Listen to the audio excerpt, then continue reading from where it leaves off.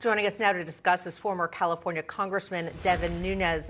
Devin, great to have you with us. I'm just going to dive right in here. Is it a conflict of interest that Katie Chevigny has clearly been related to Michelle Obama and has supported the Biden campaign?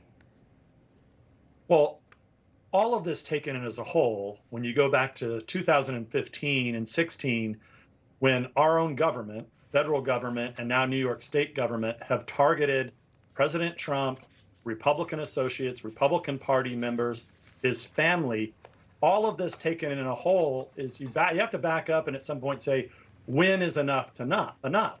So year after year after year, new investigations, and now here you have another special prosecutor. And look, I don't know his wife, it seems the norm though, right? It seems the norm that all of these people that are within the swamp, the New York, DC Beltway, that corridor, it's always the same thing. They always seem to have connections with the left. And so, look, I don't know why this would be any different. So, maybe his wife's a great lady. She has a right to support whoever she wants to support. But the fact that they're naming a special counsel for number one, an unprecedented raid of a president's home for something that makes no sense as somebody who spent, years and years looking at intelligence documents like myself as chairman of the House Intelligence Committee. I from the very beginning of this raid, I thought to myself, like, look, these intelligence documents, they don't just walk away. They don't get legs and disappear. They are numbered and kept in very good care of. So then, of course, you now see this leak from 3 or 4 days ago. Yeah, the FBI says they don't actually have anything. Well, of course, we knew that from the very beginning when they put in a few news stories in the warrant, and the warrant allowed them to go in and get everything they wanted in President Trump's house. How can you see that other than anything but a witch hunt? Plain and simple. Okay. So look, guys, I don't know where this goes. We are in a very dark chapter of American history where you've got the left teaming up with the media and big tech and even some Republicans. They are scared to death of Donald Trump. They have been, they still are. And I find it ironic that if President Trump is so bad, why are the Democrats and the left working overtime to try to go after him with Republicans?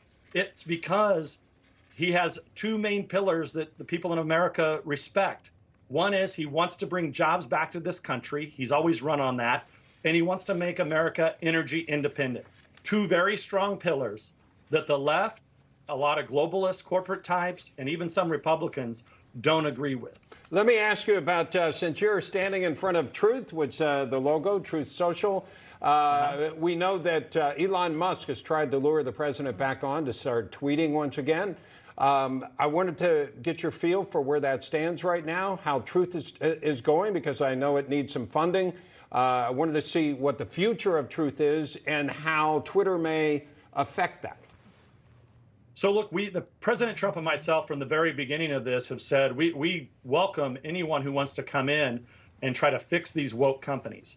Now, look, whether or not the richest man in the world is any better than a bunch of wokesters, I believe that he is going to be. I've always liked Elon Musk, but look, he's going to have a lot of challenges as it relates to Truth Social. And I would say I put Rumble in that category too, which is a YouTube alternative. We've been sitting here standing in the gap, giving the American people their voice back. If it wasn't for us, you would have so many people that would have nowhere to go, and they would get shadow banned, et cetera, et cetera. And I would say, even Newsmax has a great presence on Truth Social. So it's very nice that Elon's going to let the president back on, but you have to remember there's millions of Americans who are never going to be let back on Twitter. They were kicked off. They're never going to be let back on.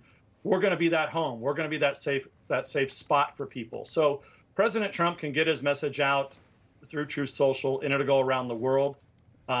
He doesn't need Twitter, so I don't know where that's going to, where it's going to be. I think it's a nice gesture, but the president at this point has said he doesn't have a reason to go on, and I don't believe he has a reason to go on either. But you do bring up a very good point, and we've talked about how the politicization and the targeting of President Trump and his family has happened. But let's also not forget, you brought up the point that Truth Social, we should have went through a merger already with a public company so that we could be properly financed to go out and compete with big tech. That has been held up indefinitely for month after month after month, with unprecedented investigations going against this little merger finance company. So it's not exactly a Trump company. We're a separate company, but they're targeting companies that we're just trying to do business and Elon Musk seems to have been timing all of this, also trying to get everybody over to Twitter. I think the timing of what he does is affected by what's going on at Truth Social. So we won't get into details. We're not a business network. Don't want to lose folks in the detail there. But hey, Devin, asking for a friend. What does it take to get the red check mark on Truth Social? You know what? It's we're a small staff, but basically, as long as you're using your real name and you have your real picture on there, that's a good place to start. If you're on another platform, we like for you to go over there and say, hey, you can find me at Truth Social. That's kind of the norm. I mean, typically, we like to leave that for people that are in news or things of that nature, just so people can verify. Because all platforms do, there's, as Elon Musk found out when he started to sell the checks. I was going to say, look for mine. The name is Elon Musk. Devin, I'm taking notes. I have an assignment for myself later, so thank you very much. We'd love to have you on there. Thanks, Devin. All right, thanks so much.